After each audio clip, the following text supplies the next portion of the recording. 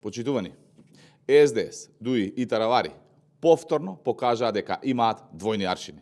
Кога нивниот градоначалник на Гостивар, Валбон Лимани, вели дека не чувствува никаква одговорност за скандалот со водата, тие не кажуваат ниту еден збор. Истите тие, кои секој ден зборуваат за одговорност и бараат оставки, денес молчат и го штитат својот кандидат. Очигледно, за СДС, ДУИ и Таравари, принципите важат само кога треба да нападнат политички противник. Кога се работи за нивните функционери, тогаш нема ниту одговорност, ниту морал, ниту оставки.